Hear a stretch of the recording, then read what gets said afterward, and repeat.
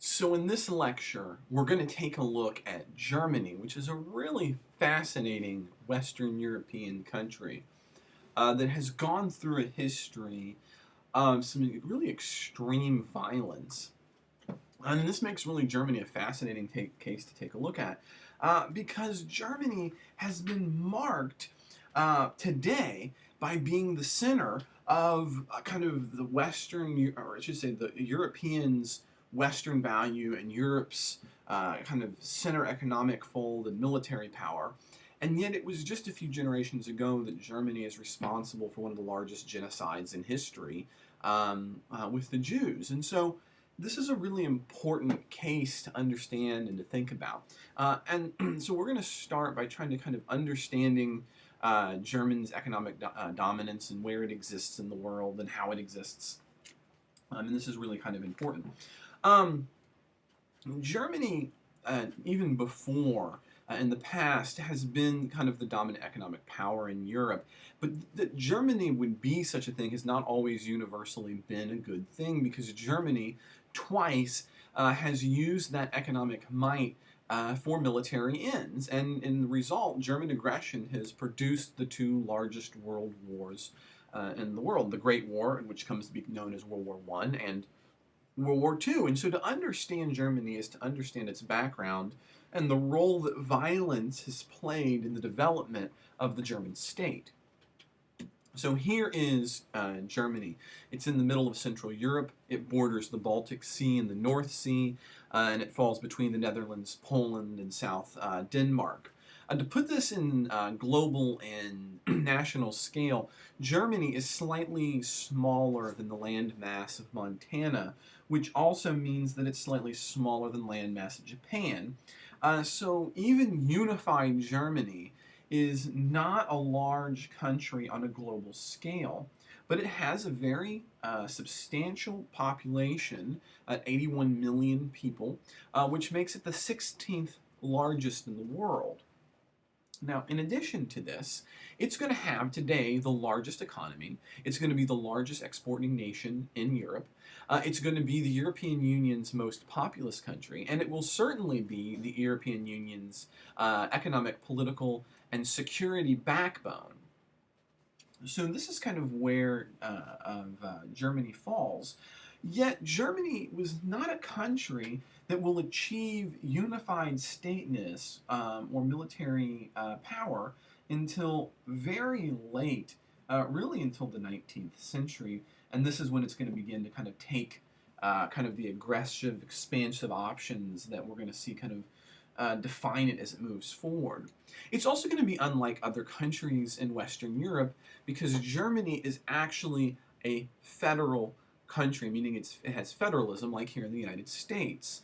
Currently, the president is Gauck, and the head of government is going to be Chancellor Angela Merkel, and we're going to talk about these little individuals a little bit more later. But what we're going to start with is kind of understanding the early history of Germany and recognizing that it's really kind of noted German history is marked by both internal and external violent development. And this puts it kind of in contrast with the other dominant European power, the United Kingdom. The United Kingdom, although we haven't looked at that yet, is really noted for its general slow evolutionary development and lack of violence during the development of its state. Its history is a history of what we're going to think of as being gradualism in the United Kingdom. Germany, on the other hand, is going to have this very violent birth to its state, and its state is going to emerge late, and as a result, unification itself, so the unification of the state of Germany, is going to be the result of a significant amount of hostility. Specifically, really, even up until the end of the 18th century, in the area that we now consider to be Germany, there are actually 2,000 German states operating. And these states are going to have a variety of their own power, and there's going to be inner hostility. And so it's not, unification in large part is going to be the result of a significant amount of violence. And we're going to trace the history of Germany through a period that are commonly known as Reichs, or reigns. And so the emergence of Germany as a historical central entity can really be traced to Charlemagne's, the breakup of Charlemagne's empire in approximately 843 CE, an event which is going to see Otto the Great establishing his dominion over many of the German-speaking areas of Central Europe, or the area of what we're going to think of as being Germany. Now, Charlemagne's empire, or the Holy Roman Empire, Otto's empire, the Holy Roman Empire, is really going to be a kind of a misleading title, because there's no real connection between the Roman Empire, historically speaking, the one that emerges out of Rome, over Italy, through the Mediterranean world during the era of the Christ figure, the Jesus figure, I should say. And instead, it's going to be kind of this kind of reimagining of it in the Germanic tribe area. And placed in historical perspective, we think of the Holy Roman Empire as being the first Reich, or the first empire. And it's not, as the name suggests, it's not a state in the modern sense of the word as we've been using that. So we've been trying to kind of understand and think about what a state is. It's really a loose confederation of tribes and principalities, the cohesion of which is really going to vary with the power of any particular emperor. So that by the end of the 13th century, the empire really exists only in name, and is really fragmented into those hundreds of principalities and free cities, and it's going to remain in this feudal state for approximately the next 1,000 years. And it's not until the Second Reich that we're going to begin to see unification. And so this isn't really going to happen until the 19th century with the invasion of Napoleon in 1806, which is going to force these German principalities to kind of unify against the invasion of Napoleon, and forcing smaller states, smaller principalities in Germany to merge with their larger neighbors against this emerging force. But this is going to be the beginning of unification. Ultimately, Prussia and Austria will be able to resist Napoleon's kind of empire push. And after Napoleon's defeat in 1815, the German allies, under Prussian leadership, will set up a loose confederation of some 40 sovereign mini-states that will consist of the first actual German state. And so over the course of the century, the Kingdom of Prussia is going to acquire autonomy, capacity, and legitimacy, and really emerge as really the viable core of a modern German state. And this is going to be built on something called Junkers. Junkers are the wealthy landed aristocracy that's going to be defended by a very well-trained army that is going to uphold the monarch. And so what's interesting that takes place in the state history of Germany is that the unification and the centralization of the state is not going to be accompanied by greater liberalization in the political regime. And so in part, we're going to see a very weak German commercial and industrial middle class, and it's going to kind of get left behind.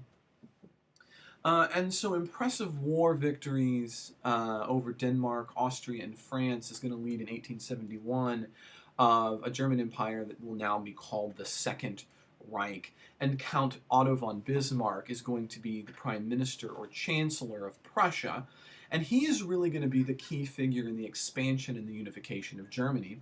And he's going to lead a revolution from above, and this is going to be called one of Iron and Rye, the Revolution of Iron and Rye, which is standing really for industrialists and the landed aristocracy. And out of this, Bismarck is going to win. He's going to become a dominant figure for 2 decades, really, and be known as the Iron Chancellor. And so really very little, if any at all, democratization is going to take place during the Bismarck era. But industrialization, on the other hand, is going to be very successful. So there's going to be the beginning of this kind of really state unification, industrialization, but it's going to be devoid of any democratization. In 1890, Bismarck is going to slowly be eased out of office, and the Emperor, Kaiser Wilhelm II, will assume more personal political control. Um, the Second Empire is going to kind of fall apart. We're going through quickly in history here. Is going to fall apart as a result of the end of the Great War in World War I. The Emperor is going to abdicate his throne when he begins to see that he thinks that Germany can't win in World War I. And kind of the interesting goal here is the thought is if there's no emperor, then the Western powers will be will be easier on, or will offer a just peace for Germany. And so he abdicates, and at the same time he proclaims Germany a republic. And so what you end up having out of the Second Reich is kind of a shock of republicanism, right? And this political system that's not going to last very long, known as the Weimar Republic, which is going to last from 1919 to 1933. So as the emperor just kind of pulls out, I mean, he has interesting motives. He's hoping for kind of a just peace with the Western powers, but really no other political institutions are ready to fill the vacuum of the collapse of the Second Reich. And further, really, given the complete lack of real democratization, there was not much of a cultural preparation for having a republic. Despite this, in 1918, politicians are going to meet in the city of Weimar to draft a constitution. And it's remarkable because the constitution that they draft is very democratic. It's going to, for instance, offer universal suffrage ahead of either Great Britain or the United States. The kind of government it's going to have is something we call proportional representation, or PR, with a no minimum threshold allowed, meaning that no matter how many votes you get that number of seats. So there's no minimum number that you have to capture to get those seats. And so as a result, it's going to be a system that allows for the proliferation of political parties, and lots of small, narrow interest parties can capture a few seats, and together they can capture a lot of what will become known as the Reichstag, or the legislative chamber. And as a result, no party will ever win an outright majority in the Reichstag, and therefore it's going to be really short-lived coalitions that become the norm. Now, by the mid-1920s, there is going to be some semblance of stability, but there are some big problems. One is there's going to be radicals who are going to try to have some coup. This includes Adolf Hitler, who will have a failed coup attempt in 1923. But the bigger structural problem is the Treaty of Versailles, which is going to be, the Treaty of Versailles is the peace treaty conclusion to the Great War, World War I. And it is going to impose billions in reparations and demand military demobilization of Germany. And this kind of reparations requirements for the treaty has some really huge impacts on Germany, because it's more money than they can really send out. And so this is going to lead to a Great Depression, high levels of inflation, and the blame and the populace is really going to heap all of this on the democratic parties who created the Constitution, because these things go hand in hand. The issues of the Treaty of Versailles, in combination with very difficult economic circumstances flowing out of that, occurs at the same exact moment that the Weimar Republic is born, and that's really where all the blame lies. As a result, this is going to allow the Nationalist Socialist Party, or what we call the Nazi Party, led by Adolf Hitler, to win 30% of the vote in 1932. The President Paul von Hindenburg is going to end up allying with Hitler, and when he does, this will allow the Nazi Party to overtake the Weimar Republic, and that effectively marks the end of the Weimar Republic and the beginning of what's known as the Third Reich. The Nazi Party is formed in 1919, and Hitler will early on gravitate towards it and become the central figure in it. And it's actually just one of a multitude of fringe parties that end up appealing to the marginalized elements of German society. So in the 1930s, when German society is in a state of collapse and government during the Weimar era is losing its capacity to rule, Germany's social and economic institutions also begin to disintegrating, and this creates a condition that we consider in political science and sociology as normlessness. Normlessness is there's really no pattern to what's taking place in society, and so we've talked about it before. But Max Weber is going to note that when society enters this normlessness phase, that masses are going to revert to wanting to seek the charismatic leader, right? So there's these different kinds of leadership structures that we've talked about. And so Weber basically says in this situation, this is when the charismatic leader is the most popular because people are looking for a version of salvation. And so this charismatic authority, this individual who has a certain quality of an individual's personality by virtue of which set him apart from ordinary men, and we treat them as supernatural or superhuman with exceptional powers or qualities. And that's the Germany into which Hitler is going to arise. And so Hitler and his allies are eventually going to gain 51% of the popular vote. Hitler will be duly proclaimed the Chancellor, and this begins the Third Reich. Hitler's authoritarianism is really going to transform Germany from a bankrupt country on the brink of civil war to a military and industrial power. But that, at the same time, is going to come with the desire for world domination and the doctrine of fascism. And really, he comes a hair's breadth of achieving his end goal.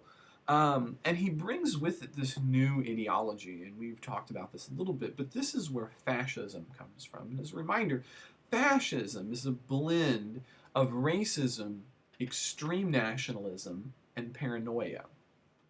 Germans, according to Hitler, are a master race who are historically destined to rule the world, and the German state was the logical expression of that German racial superiority. And its role, the role of the German state, was to fulfill Germany's destiny and historical mission of world conquests. Fascists pushed a version, kind of a corrupted version of what's called social Darwinism. And social Darwinism is kind of the idea that the Darwinistic traits of the survival of the fittest apply in a unique way to the human race. So in other words, better classes, individuals, etc. will survive, and the weak will not, and so the genes will move forward so that some classes move forward and some classes do not. In the case of fascist Germany, this was not just taken to be something that would happen naturally over time, but something that needed to be supported and helped.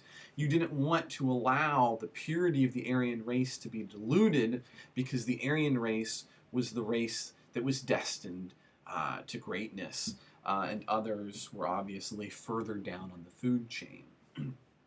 Now we know, and again we're skipping through lots of time, that the Third Reich will end only as a result of devastating destruction during World War II. Hitler himself will hold out until the very end, until they eventually commit suicide. And this leads to the unconditional surrender of Nazi Germany in May 1945. Now, this leads to a unique issue, though, because the Allies have their own tenuous alliance taking place, because you have the Allied powers of the American, British, and French forces who are pushing from west to east into Germany, and you have the Soviets who are pushing from east to west into Germany. And so originally, as these two meet, the idea is that the occupational sectors, there should be coordination achieved through the Supreme Allied Command located in Berlin. Instead, what this will actually lead to in 1948 is a Germany that's divided effectively into two independent countries, a West Germany and an East Germany. The German Democratic Republic will be East Germany, and the Federal Republic of Germany will be West Germany. And this event is difficult to really completely comprehend. Soviets, again, there's this kind of uneasy alliance between the Allies' ranks with the Soviets, And so when they don't really have to deal with it because there's this common German enemy. But when Germany falls, now the two armies are facing one another, and this will ultimately set up the Cold War. Um, some, like Patton, will even argue that we shouldn't end the war, that we should arm some of the newly captured German soldiers, turn and continue pushing to the east to take out Russia. This is a hugely unpopular position, never going to happen because war fatigue is set in, the actual crisis is over, the Soviets were on our side, but this leads to a very uneven peace. And so West Germany will end up being controlled by a democratic free Europe, while the East will be controlled by the newly created Soviet Union. Sorry about that. Now, a constitutional convention is going to be convened shortly after the merging of the American, French, and British zones into what I've just noted as West Germany. And so delegates will be selected to a constitutional assembly to create a new constitution, but there's really little enthusiasm for a new constitution in Germany because it's known by these delegates that the constitution is only going to be giving expression to West Germany. And so the division of the country into two separate entities is really seen as a huge problem, which of course it is. And so it's decided accordingly that instead of drafting a constitution, they're going to draft what's called basic law. Basic law, for all practical purposes, is a constitution, but it was also a protest against the idea that we're just going to have a basic law until Germany has the opportunity to reunite, and then we'll have a constitution.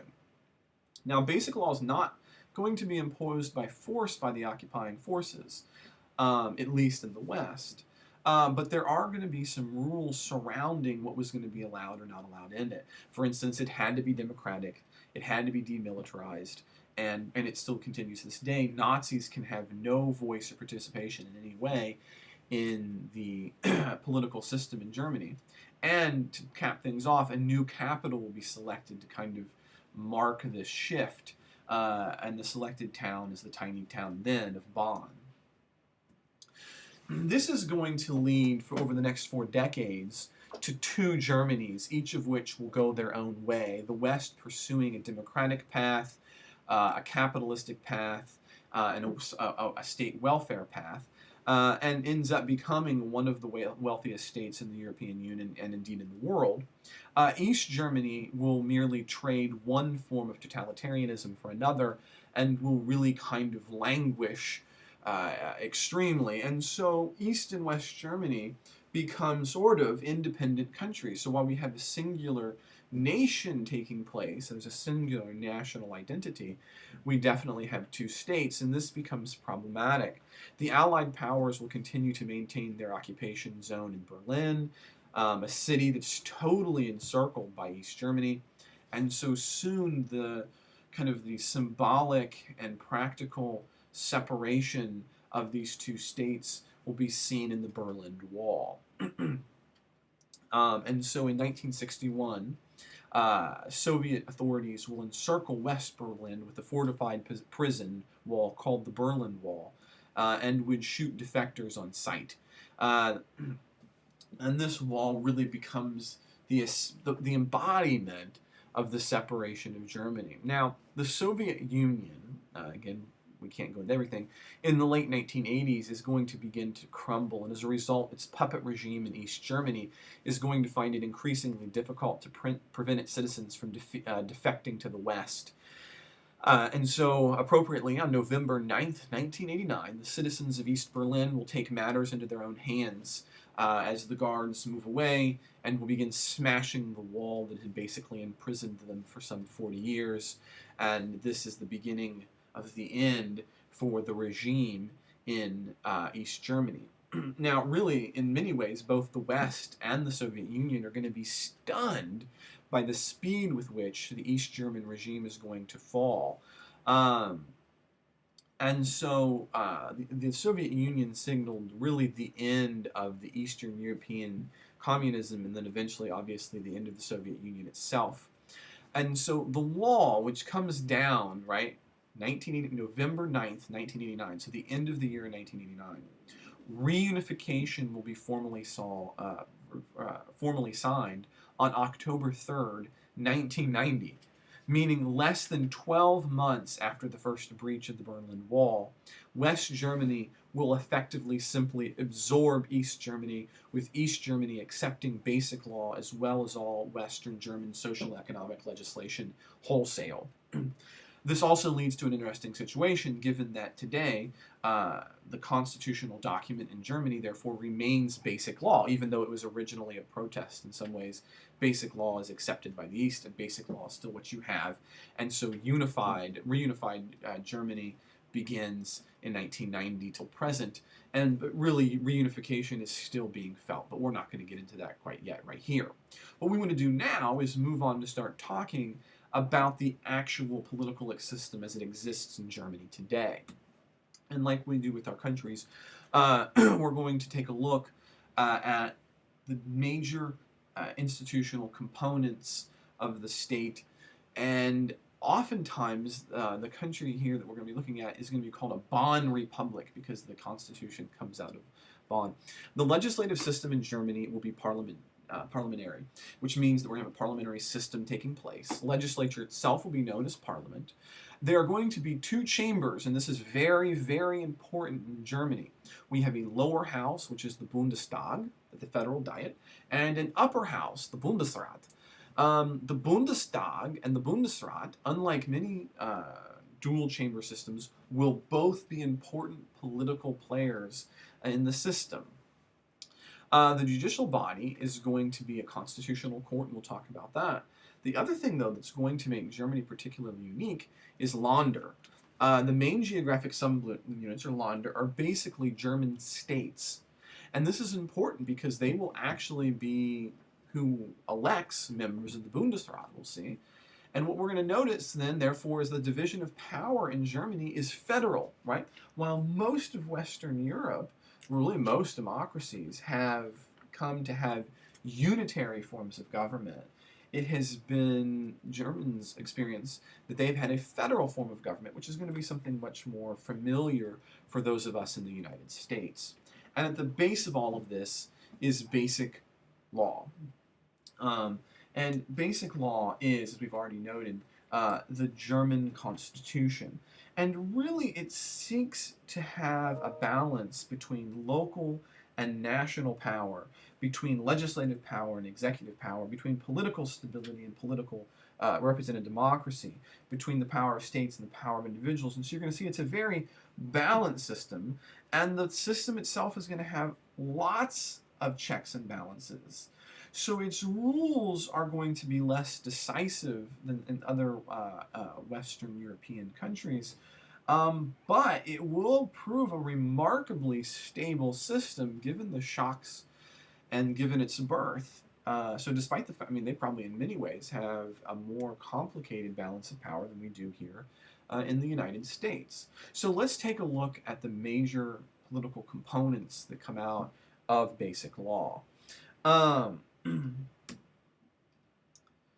The Chancellor is going to be the first that we're going to take a look at. And you have to remember that Germans are going to fear executive leadership, and in large part because of their history of executives having a significant amount of power, culminating obviously in Hitler, but going long before that with the Iron Chancellor. But Germans are also very worried about unresponsive government, and this is problematic because you have this fear of executive leadership combined with this issue of, okay, how does government eventually get done?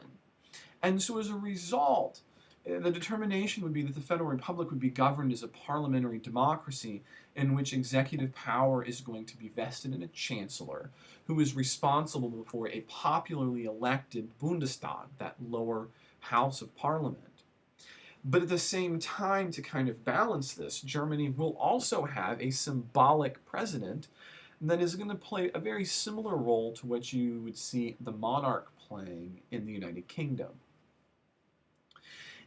Another way the chancellor power is going to be checked is the federal nature of the system, because Länder, or states, have to give their approval for measures that affect them in the upper house, in the Bundesrat. The Germany chancellor is also, in many senses, his hands are tied, his or her hands are tied significantly.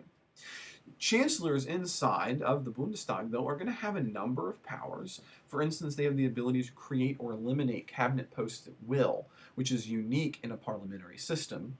They can also fire cabinet members at any time, although we're going to see, because of the way elections occur, chancellors have to be careful about firing and creating posts, because it can easily threaten the stability of government when dismissing coalition party members from a party that is needed in order to maintain control over government. The federal president is going to be separate from the head of government. So the head of government is the chancellor, and the head of state will be the federal president.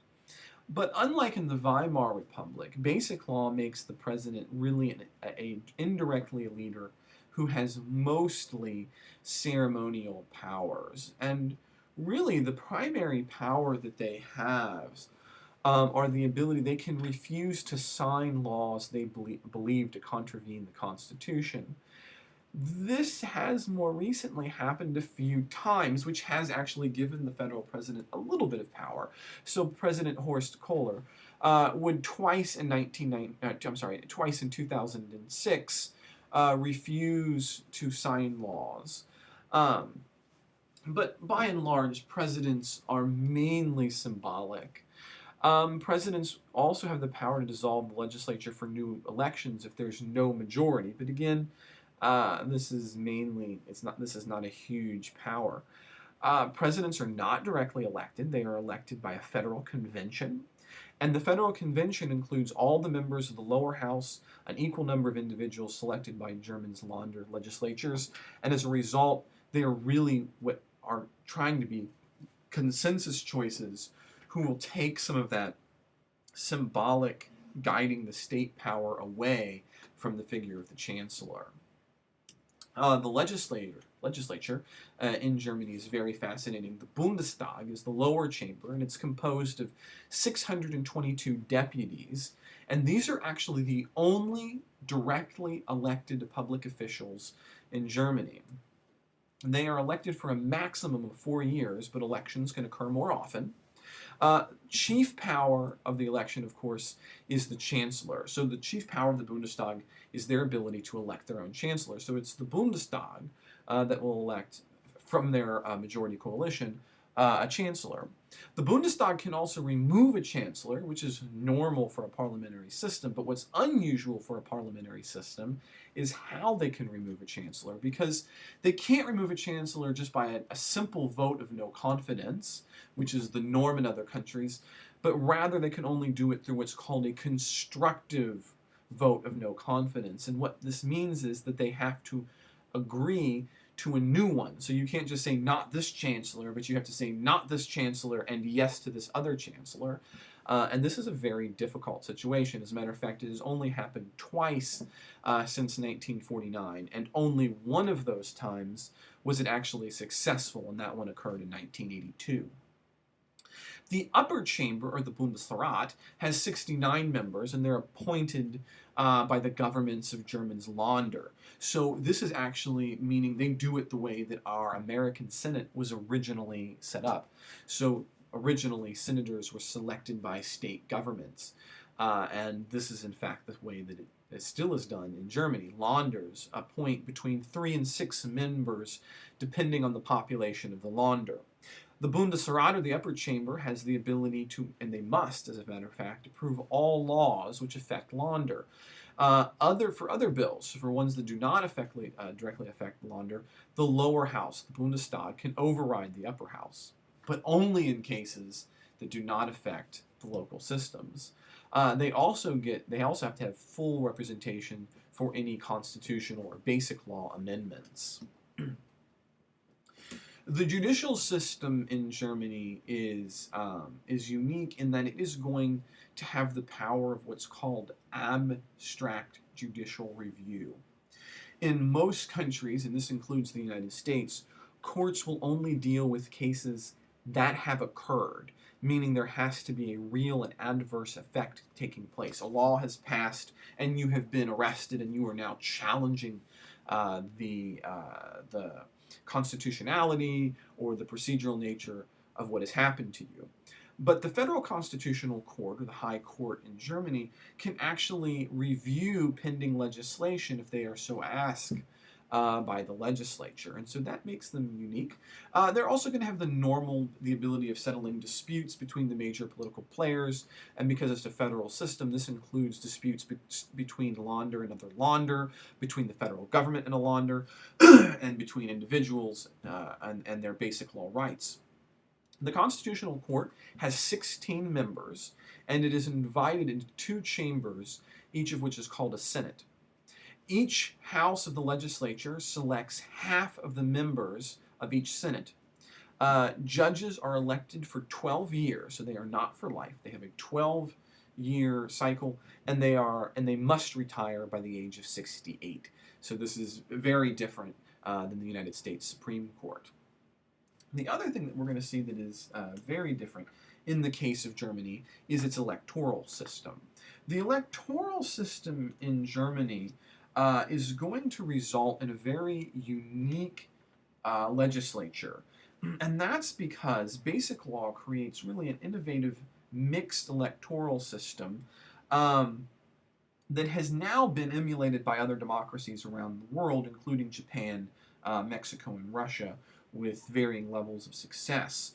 The authors are going to seek a system that's going to combine the fairness of a proportional representation system, a PR system, with the voter representative link found in the single-member district systems like the United Kingdom and the United States. And so the idea is that you're going to represent diverse political interests via the proportional representation system, but avoid the fragmentation that was seen during the Weimar Republic era by having single-member districts as well. So how does this work out? It means that in the Bundestag, that half of the seats are awarded by proportional representation, and the remaining 299 seats are won through single-member districts, where the person with the most votes wins, and what you should now know we call first-past-the-post election cycle, right? Now, so that means voters will actually vote twice. They have 2 ballots. So on ballot 1 are going to be a list of parties, and you're going to vote for a party, and that's the proportional representation side. These seats, in order to get in, you receive seats on the basis of the percentage of the votes you receive. So if you receive 8% of the vote, you would receive 8% of the seats. If you received 20% of the vote, you would receive 20% of the seats under the proportional representation model. And this results in what are called party lists. That means the people on the list get those seats as the party has determined it. But the voters would then have a second ballot. They would be in a district, and inside of that district, people would be running for that particular seat. So there would be actual individuals' names, and they would vote for an individual to fill the single-member district, and that's the second seat. Now, this can lead to a unique potential issue. And this is what makes the German system additionally confusing both for German citizens and students of German politics alike. Because if the single-member districts produce a Bundestag with a membership that does not accurately reflect each party's national support, as determined by the first proportional representation ballot, then changes and adjustments need to be made. So for instance, in 2005, the two largest parties did particularly well in the single-member district, which is not surprising. Big parties, catch-all parties, often do well in single-member district ballots, or single-member districts with first-past-the-post elections. Look here in the United States. That's what we have, and we have 2 major political parties. But this gave them more seats than their national percentage of votes as they captured on the first ballot, the PR system, would indicate. We call those overhang seats in Germany. Now what happens is they're allowed to keep their overhang seats, but to balance things out, additional seats are awarded to the parties whose percentage of the national vote was higher to bring into balance their PR votes. So therefore, the total number of the seats in the chamber can vary. It can vary anywhere typically from 598 to 622. And this makes the German system particularly unique. And the implications for this are really fascinating too, because political parties are strengthened through party lists. So parties are really important, and small parties are really important. Because even small parties that can win a few seats, if there's an absence of a clear majority winner, which is oftentimes the case in the legislature, that means you have to build government via small parties, and small parties are therefore needed to build coalitions. Now, the only additional thing you need to know here, at least for our first pass, is that one way to keep tiny kind of micro radical parties from getting seats is there is a threshold. In order to receive any votes, in order to receive any seats in the legislature, the Bundestag, the party must receive at least 5% of the vote. 5% of the vote. Finally, because we're in a federal system, we have to understand how local government works. Länder create federalism, and this is really, and we've already noted, a rarity among Western Europe. And this means that Länder and the federal government share power, with some having exclusive power. So, for instance, Länder have exclusive power over education, the administrative of justice, culture, and law enforcement. What will make them unique, there are 16 of them, is that Länder cannot raise their own taxes, and that means they're dependent for revenues allocated by federal government. As a matter of fact, 2/3 of all of the spending in Germany's budget go towards Länder. The central powerful figure, or there's two things. You have a unicameral legislature in each Länder, and you have minister presidents who are basically governors in each Länder. And these are really, really powerful positions. As a matter of fact, many chancellors kind of cut their teeth at the minister presidential level. And this is kind of the beginning of the system. So Germany, it's got some interesting points. One, it has a history of this kind of violence that only recently has resolved. It has not always been considered a positive thing that would be the central player in Europe that it is. It has only recently become a singular state, emerging as two states after World War II. And finally, it has a very complex electoral two-ballot system that allows it to both give lots of power to small parties without giving kind of disorganized powers to small parties. And finally, it's a federal system. And so that's going to conclude our work here, the beginning of it at least, on Germany.